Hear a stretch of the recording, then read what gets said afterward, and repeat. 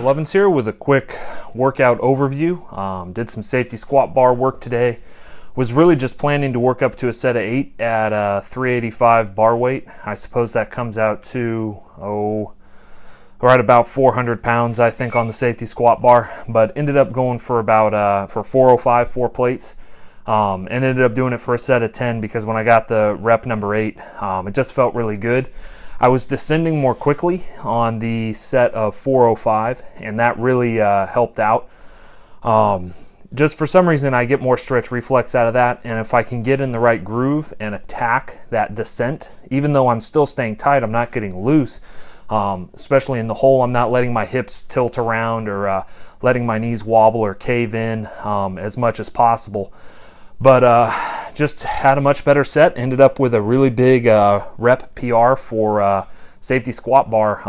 I started doing sets of 10 with 275 just a few weeks ago, and those were really taxing. I think I worked up about 4 sets of 10 with 275, and my quads just were so pumped. I couldn't do any more reps. It was a really difficult workout. Had full abdominal wall cramp afterwards, and if you've never had one of those, they're awful. And so that's just night and day from this week, where 315 wasn't even my last warm-up. I went 315, 365, 385, and then 405. All of those were for sets 8 except for the last set where I went forward a little bit. But this is very encouraging. Haven't even added my belt back in yet. I squat a lot better when I have a belt. I've spent a lot of time learning how to utilize a belt properly, and so I get quite a bit out of the belt.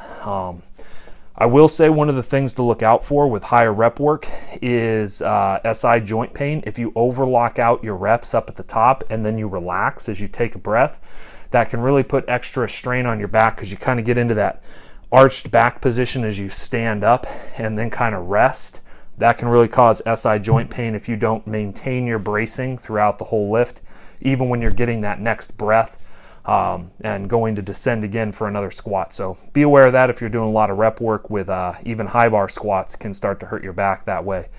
That said, I kind of have something else I want to talk about today. I'm excited that we're going to be starting, and by we I mean Brandon Campbell and Ben Rice. We're going to be starting another guided programming group.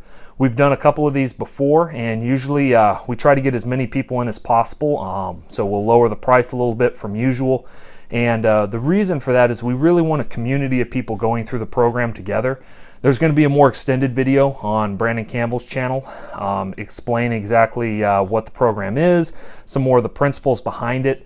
Basically, it's a DUP program based on fatigue percents, but I've added in some different phase potentiation, different exercise selections, just out of my experience over this last year working with probably a couple hundred different people. And so it's been really a great learning experience as we continue to search for that optimal programming. So if you're interested in that, there's going to be more information coming out. The program will go live and you'll be able to sign up on Cyber Monday, as it turns out.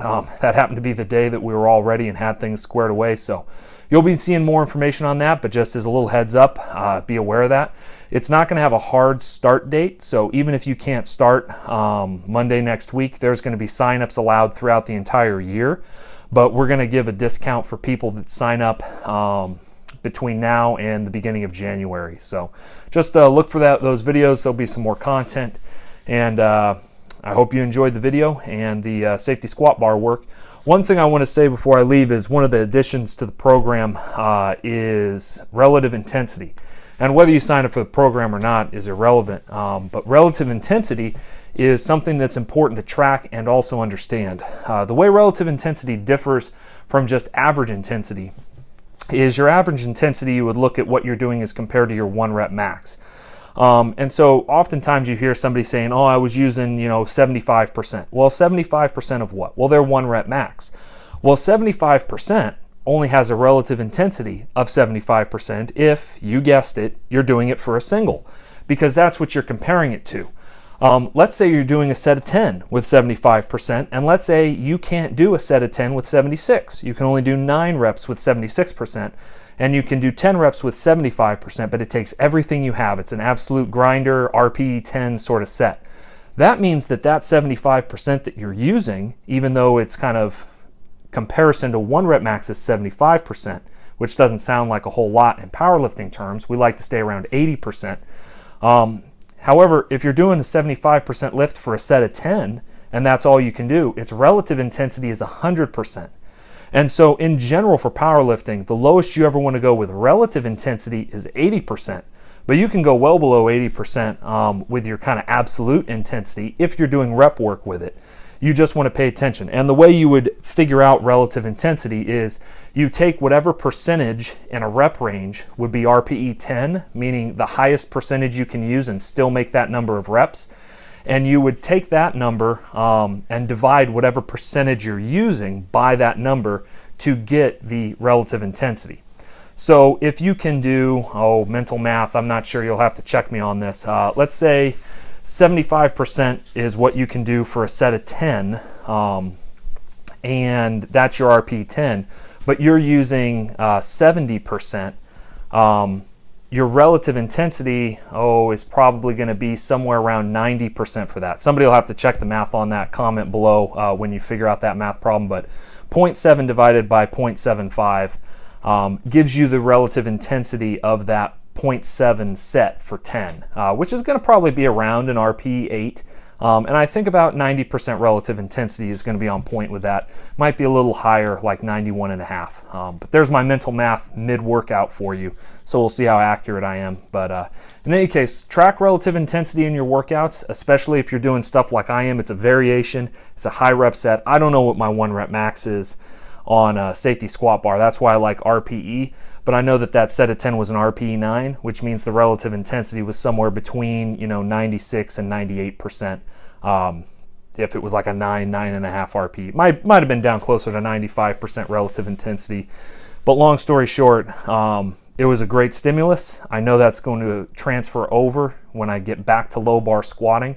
But it is good to get away from kind of monotonous training where you're doing the same things over and over again and get stale. If you mix it up, like I have, I've gone from 275 to 405 in a matter of just 4 weeks. And so that's definitely going to have some transfer over to low bar, even if it ends up just being 10 or 15 pounds on a 1 rep max for low bar. That's a tremendous amount. But you do have to improve a lot on those assistance movements to get that sort of a carryover. If you increase, your safety squat bar rep max by 5 pounds, I don't know if that's going to transfer directly over to your low bar. But if you increase it by, 125 pounds, well, there might be something there. So in any case, hope you enjoyed the video, and I hope wherever you're at, you're doing well. Blessings.